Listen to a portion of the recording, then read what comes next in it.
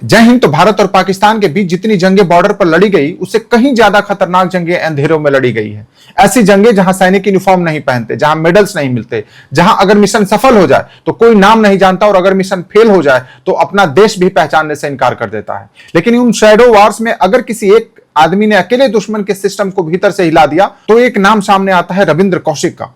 एक ऐसा भारतीय जिसने अपने देश के लिए अपना काम छोड़ा, अपना धर्म छोड़ा, अपनी नेशनलिटी छोड़ी, अपनी पूरी जिंदगी छोड़ दी और फिर पाकिस्तान आर्मी के अंदर घुसकर मेजर बन गया। इतना डीप कवर ऑपरेशन कि सालों तक पाकिस्तान की सेना को अंदाजा तक नहीं हुआ कि उनका ट्रस्टेड ऑफिसर असल में रॉ का एजेंट है। इतना डेंजरस मिशन की खुद प्राइम मिनिस्टर इंदिरा गांधी ने उनका नाम दिया था ब्लैक टाइगर। लेकिन हर स्पाई स्टोरी की तरह इस कहानी का अंत मेडल से नहीं हुआ। इस कहानी का अंत हुआ जेल की अंधेरी कोठरी में तड़प तड़प कर, अकेले, भुला दिए जाने के दर्द के साथ। और शायद यही स्पाई वर्ल्ड का सबसे क्रूएल ट्रूथ है, अगर तुम पकड़े गए तो तुम्हारा कोई देश नहीं होता। आज की कहानी सिर्फ रॉ एजेंट की एक कहानी नहीं है, एक सैक्रिफाइस की कहानी है, एक बेट्रेयल की कहानी है, एक पैट्रियोटिज्म की कहानी है, और उस आदमी की कहानी है जिसने अपनी मातृभूमि के लिए खुद को मिटा दिया। यह कहानी है द ब्लैक टाइगर की। 1971 साउथ एशिया जल रहा था। इंडिया और पाकिस्तान के बीच फुल स्केल वार शुरू हो चुकी थी। पूर्वी पाकिस्तान में सिविल वार चल रही थी। लाखों रिफ्यूजी भारत आ रहे थे। पाकिस्तान आर्मी एट्रोसिटीज कर रही थी और इंडिया ने इंटरवेंशन का फैसला किया। युद्ध शुरू हुआ और कुछ ही दिनों में पाकिस्तान की हालत खराब होने लगी। इंडियन एयरफोर्स लगातार स्ट्राइक कर रही थी। इंडियन नेवी कराची हार्बर को हिट कर चुकी थी। इंडियन आर्मी ईस्टर्न फ्रंट पर तेजी से आगे बढ़ रही थी। फिर आया वो दिन जिसने पाकिस्तान की हिस्ट्री बदल दी। 16 दिसंबर 1971 ढाका में पाकिस्तान आर्मी ने सरेंडर कर दिया। 93,000 पाकिस्तानी सोल्जर ने हथियार डाल दिए। बांग्लादेश का जन्म हो गया था। पाकिस्तान ह्यूमिलिएटेड था। उसकी मिलिट्री लीडरशिप रिवेंज चाहती थी। आईएसआई एग्रेसिवली इंडिया के खिलाफ कोवर्ट ऑपरेशन प्लान करने लगी। इंडिया समझ चुकी थी कि फ्यूचर वार सिर्फ बॉर्डर पर नहीं लड़ी जाएगी, अब इंटेलिजेंस ही सबसे बड़ा हथियार बनने वाली थी। और इसी समय raw research and analysis wing अपने डेंजरस ऑपरेशन की प्लानिंग कर रही थी। रॉ को चाहिए थे ऐसे लोग जो सिर्फ स्पाई ना हो बल्कि दुश्मन की नसों में घुस जाएं, ऐसे लोग जो अपनी आइडेंटिटी मिटा सके। और इसी तलाश में रॉ की नजर पड़ी राजस्थान के युवा पर। 11 अप्रैल 1952 राजस्थान के श्री गंगानगर में एक पंजाबी परिवार में जन्म हुआ था रविंद्र कौशिक का। उनके पिता इंडियन एयरफोर्स में थे। घर में डिसिप्लिन था, देशभक्ति थी और बॉर्डर की टेंशन रोजमर्रा की जिंदगी का हिस्सा थे। श्री गंगानगर पाकिस्तानी बॉर्डर के काफी करीब था, इसलिए युद्ध की आवाजें वहां सिर्फ न्यूज नहीं थी, वो रियलिटी थी। 1965 का इंडिया पाकिस्तान वार। रविंद्र उस समय सिर्फ 13 साल के थे, लेकिन उन्होंने फाइटर एयरक्राफ्ट देखे, सायरन सुने, बॉर्डर टेंशन महसूस की। फिर आया 1971 वार। इस बार वो बड़े हो चुके थे। उन्होंने देखा कि कैसे पूरा देश पाकिस्तान के खिलाफ यूनाइटेड था। उन्होंने देखा कि कैसे सोल्जर्स देश के लिए अपनी जान दे रहे थे, और कहीं ना कहीं उनके अंदर भी एक सपना पैदा होने लगा, देश के लिए कुछ बड़ा करने का सपना। लेकिन उस समय उन्हें नहीं पता था कि उनकी डेस्टिनी बैटलफील्ड नहीं बल्कि स्पाई वर्ल्ड होने वाली है। कॉलेज लाइफ में रविंद्र बेहद करिश्मेटिक थे। Smart personality, sharp mind, confident communication. लेकिन उनकी सबसे बड़ी ताकत थी एक्टिंग। उन्हें स्टेज पसंद था, कैरेक्टर में घुस जाना पसंद था, वॉइस मॉड्यूलेशन पसंद था, वो मिमिक्री करते थे, डिबेट्स जीतते थे, थिएटर करते थे, और सबसे बड़ी बात कि वो किसी किरदार में पूरी तरह खो जाते थे। लोग कहते थे कि रविंद्र सिर्फ एक्टिंग नहीं करते, वो कैरेक्टर बन जाते। उन्हें फ्रीडम फाइटर्स के रोल करना बेहद पसंद था, आर्मी ऑफिसर्स के रोल करना बेहद पसंद था। कई लोग उनकी तुलना विनोद खन्ना से करते थे। लेकिन डेस्टिनी उनके लिए बॉलीवुड नहीं, कुछ और लिख रही थी। Lucknow 1973 national theatre festival. Ravindra एक प्ले परफॉर्म कर रहे थे। रोल था इंडियन आर्मी ऑफिसर का। सीन ये था कि चाइनीज सोल्जर ने उन्हें पकड़ लिया है, उन्हें टॉर्चर हो रहा है, लेकिन वो सीक्रेट इंफॉर्मेशन रिवील नहीं करता है। रविंद्र उस रोल में पूरी तरह डूब चुके थे। उनकी आवाज, उनकी आंखें, उनकी एक्सप्रेशन सब इतने रियल थे कि ऑडियंस सांस रोककर उन्हें देख रही थी। लेकिन क्राउड में बैठे कुछ लोग ऑडियंस नहीं थे, वो ऑब्जर्वर थे, रॉ ऑफिसर्स। उन्होंने उसी पल समझ लिया कि यह लड़का डेंजरस अंडरकवर ऑपरेटिव बन सकता है। प्ले खत्म हुआ, ऑडियंस क्लैप कर रही थी, लेकिन बैक स्टेज में रविंद्र की जिंदगी बदलने वाली थी। कुछ अननोन लोग उनसे मिले। उन्होंने कैजुअली बात शुरू की। पहले एक्टिंग की तारीफ की गई, फिर पर्सनालिटी की, फिर देशभक्ति की, और फिर आया वो सवाल जिसने रविंद्र कौशिक की पूरी जिंदगी बदल दी। क्या तुम देश के लिए कुछ करना चाहते हो? शुरुआत में रविंद्र कौशिक कंफ्यूज थे, लेकिन धीरे धीरे उन्हें बताया गया कि ये लोग कौन हैं। रॉ, इंडिया की एक्सटर्नल इंटेलिजेंस एजेंसी। उन्होंने बताया कि देश को ऐसे लोगों की जरूरत है जो दुश्मन के अंदर जाकर काम कर सके। लेकिन साथ ही एक ब्रूटल ट्रूथ भी बताया गया कि अगर तुम इस रास्ते पर गए तो तुम्हारी पुरानी जिंदगी खत्म हो जाएगी। तुम ऑफिशियली एग्जिस्ट नहीं करोगे। अगर पकड़े गए तो सरकार पब्लिकली तुम्हें अपना नहीं मानेगी। तुम्हें शायद कभी रिकॉग्निशन ही ना मिले। तुम अकेले मर सकते हो। लेकिन रविंद्र पीछे नहीं हटे। उन्होंने सिर्फ एक बात कही कि अगर देश को मेरी जरूरत है तो मैं तैयार हूं। और यहीं से शुरू हुआ इंडिया के सबसे डेंजरस स्पाई का जन्म। Delhi raw safe house. अब शुरू हुई वो ट्रेनिंग जिसने रविंद्र कौशिक को मेंटली और फिजिकली तोड़कर एक नया इंसान बनाया। रॉ ट्रेनर जानते थे कि पाकिस्तान में डीप कवर सर्वाइव करना ऑलमोस्ट इंपॉसिबल है। एक एक्सेंट मिस्टेक और एक रॉन्ग रिलीजियस सेंसर, एक सस्पिशियस डॉक्यूमेंट और मौत तय थी। लेकिन ट्रेनिंग ब्रूटल थी। उन्हें उर्दू सिखाई गई, पाकिस्तानी पंजाबी एक्सेंट सिखाया गया, पाकिस्तान की ज्योग्राफी याद करवाई गई, पॉलिटिकल फैक्शन समझाए गए, मिलिट्री स्ट्रक्चर समझाया गया, लेकिन सबसे डिफिकल्ट हिस्सा था रिलीजियस ट्रांसफॉर्मेशन। उन्हें इस्लाम डीपली सिखाया गया, नमाज, वजू, कुरान, हदीस, इस्लामिक कस्टम, इतना कि अगर कोई मौलवी भी सवाल करे तो उन्हें शक ना हो। दिन में घंटों रिलीजियस प्रैक्टिस करवाई जाती थी, गलत प्रोनाउंसिएशन पर पनिशमेंट मिलती थी। रॉ ट्रेनर्स लगातार कहते थे कि तुम सिर्फ सीख नहीं रहे हो, तुम खुद को मिटा रहे हो। और फिर आया वो मोमेंट जो साइकोलॉजिकल सबसे पेनफुल था, सर्कमसीजन, यानी कि खतना। अब ट्रांसफॉर्मेशन सिर्फ मेंटल नहीं, फिजिकल भी हो चुका था। धीरे धीरे रविंद्र कौशिक खत्म हो रहे थे, उनके इंडियन डॉक्यूमेंट्स डिस्ट्रॉय कर दिए गए, रिकॉर्ड्स इरेज कर दिए गए। अब ऑफिशियली उनका एग्जिस्टेंस मिटाया जा रहा था और जन्म हो रहा था नबी अहमद शाकिर।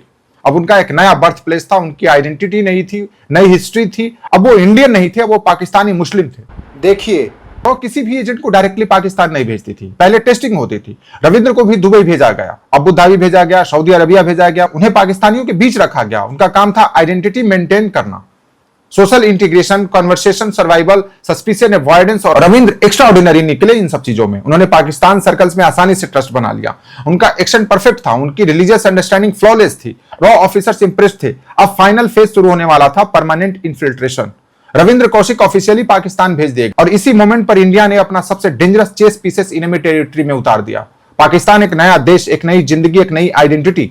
अब रविंद्र नहीं थे, अब सिर्फ नबी अहमद साकिर था। लेकिन डीप कवर लाइफ ग्लैमरस नहीं होती, हर दिन डर, हर दिन सस्पिशन का खतरा, हर दिन एक्टिंग। अगर किसी ने चाइल्डहुड पूछ लिया, अगर कोई रिलेटिव मिलने आ गया, अगर कोई डॉक्यूमेंट वेरीफाई हो गया तो गेम खत्म।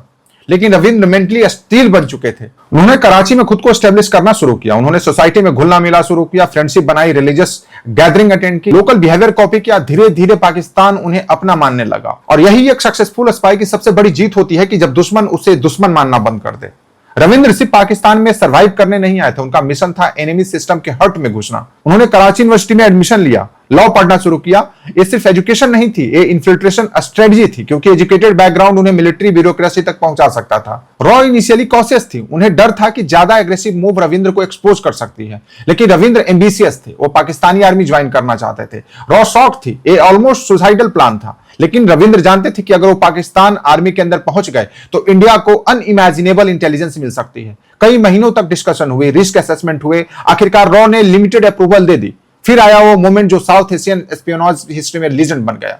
नबी अहमद साकिर ने पाकिस्तान आर्मी में एप्लीकेशन दी, एग्जाम हुए, वेरिफिकेशन हुआ, इंटरव्यू हुए और रविंद्र पास हो गए। अब ऑफिशियली इंडिया का एक रॉ एजेंट पाकिस्तान आर्मी के अंदर था। उन्होंने मिलिट्री अकाउंट्स डिपार्टमेंट में पोस्टिंग मिली। सुनने में बोरिंग लगता है, लेकिन मिलिट्री लॉजिस्टिक्स और account system intelligence gold mine होता है। कौन सी यूनिट कहां मूव हो रही है, किस सेक्टर में सप्लाई जा रही है, कौन सा ऑपरेशन जो है वो प्रिपेयर हो रहा है, सब कुछ अकाउंट्स और लॉजिस्टिक में रिफ्लेक्ट होता है। धीरे धीरे रविंद्र सेंसिटिव इंफॉर्मेशन तक पहुंचने लगे और फिर शुरू हुआ वो फेज जिसमें उन्हें ब्लैक टाइगर बनाया। उन्होंने ट्रूप मूवमेंट ट्रैक किए, वार मटेरियल ट्रांसपोर्ट मॉनिटर किए, बॉर्डर डिप्लॉयमेंट पैटर्न एनालाइज किए। उस वक्त इनविजिबल इंक से मैसेज लिखे जाते थे, लेटर डिस्गाइज किए जाते थे, दुबई रूट्स इस्तेमाल होते थे और हर मैसेज मौत से खेलकर इंडिया पहुंचता था और इंडिया को मैसिव स्ट्रेटेजिक एडवांटेज मिलने लगा। पाकिस्तान इन्फिल्ट्रेशन अटेम्प्ट्स फेल होने लगे, बॉर्डर ऑपरेशंस पहले ही डिटेक्ट होने लगे। रॉ सर्कल्स में नबी अहमद साकिर अब लेजेंडरी एसेट। लेकिन स्पाई लाइफ का सबसे डेंजरस हिस्सा मिशंस नहीं होते, सबसे डेंजरस हिस्सा होता है इमोशनल अटैचमेंट। पाकिस्तान सोसाइटी में रहते हुए रविंद्र की मुलाकात हुई अमानत से, एक सिंपल पाकिस्तानी लड़की। धीरे धीरे दोनों करीब आए और फिर दो शादी हो गई। इमेजिन कीजिए उस आदमी की हालत, एक तरफ इंडिया, दूसरी तरफ पाकिस्तान में एक फैमिली, एक तरफ मिशन, दूसरी तरफ इमोशंस। लेकिन सबसे पेनफुल बात यह थी कि अमानत अपनी हस्बैंड की असली आइडेंटिटी तक नहीं जानती थी। उनका एक बेटा हुआ आरिफ। अब रविंद्र सिर्फ स्पाई नहीं रहते, अब वो हस्बैंड भी थे, फादर भी थे। लेकिन डीप कवर लाइफ में इमोशंस वीकनेस बन सकते हैं, इसलिए रविंद्र ने अपनी फैमिली को मिशन से दूर रखा। उन्होंने अपनी एक्टिंग स्किल से ऐसी परफेक्ट लाइफ बनाई कि किसी को शक तक नहीं हुआ। और इसी बीच पाकिस्तान आर्मी में उनकी रेपुटेशन लगातार बढ़ रही थी, उनकी एफिशिएंसी इंप्रेसिव थी, उनकी डिसिप्लिन स्ट्रांग थी और कुछ ही वर्षों में उन्हें प्रमोशन मिला। अब वो मेजर थे, पाकिस्तान आर्मी का मेजर। और यही वो मोमेंट था जब इंडिया के इंटेलिजेंस सर्कल में Ravindra Kaushik officially black tiger बन गए। 1979 से 1983 रविंद्र कौशिक के कैरियर का सबसे गोल्डन फेज था। अब उनके पास हाई लेवल मिलिट्री सर्कल तक एक्सेस था, कभी कभी तो आईएसआई ऑफिसर तक इंटरेक्शन होता था। अब वो पाकिस्तान मिलिट्री सिस्टम के भीतर से इंफॉर्मेशन निकाल रहे थे। कई रिपोर्ट्स के अनुसार उनकी इंटेलिजेंस ने थाउजेंड्स ऑफ इंडियन सोल्जर की जान बचाई। Pakistan infiltration plan repeatedly fail हो रहे थे, इंडिया बार बार प्रिपेयर रहता था, पाकिस्तान कंफ्यूज था, उन्हें समझ नहीं आ रहा था कि इंडिया को इतनी प्रिसाइज इंफॉर्मेशन कैसे मिल रही है। लेकिन सबसे टेरिफाइंग बात यह थी कि पाकिस्तान को अंदाजा तक नहीं था कि लीक उसके सिस्टम के अंदर से हो रहा है। रॉ हेडक्वार्टर में रविंद्र की रिपोर्ट हाई प्रायोरिटी बन चुकी थी और इसी दौरान इंदिरा गांधी रिपोर्टेडली उतनी इंप्रेस्ड हुई कि उन्होंने रविंद्र को कोड नेम दिया ब्लैक टाइगर।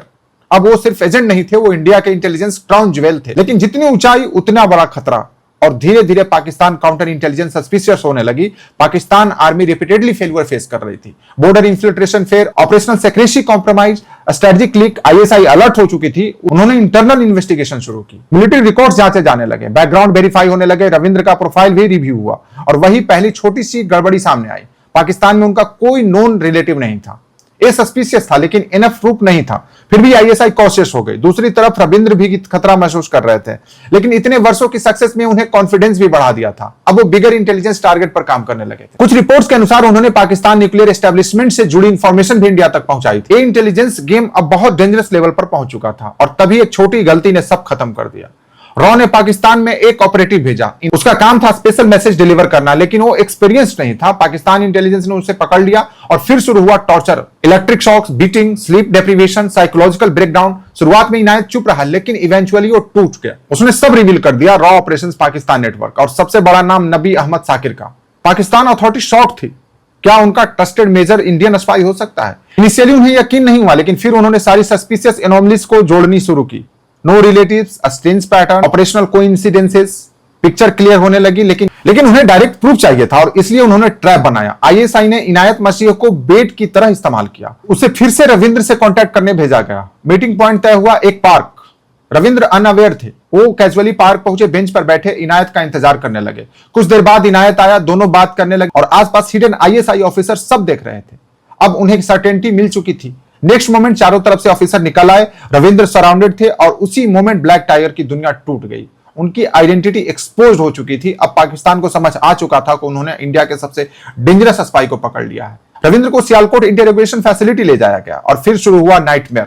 उन पर ब्रूटल टॉर्चर किया गया, कभी पीटा गया, कभी फ्रीजिंग सरफेस पर लिटाया गया, कभी अंधेरे सेल्स में बंद रखा गया, कभी भूखा रखा गया। पाकिस्तान डिस्परेटली जानना चाहता था कि रॉ नेटवर्क कितना बड़ा है और कौन कौन एजेंट्स एक्टिव हैं। लेकिन रविंद्र टूटे नहीं। उनसे प्रॉमिसेस किए गए, डील्स ऑफर की गई, लेकिन उन्होंने इंडिया के खिलाफ कुछ नहीं बोला। यही वो मोमेंट था जहां एक्टर खत्म हो चुका, अब सिर्फ पैट्रियोट बचा था। रविंद्र कौशिक के खिलाफ एस्पियोनेज केस चला।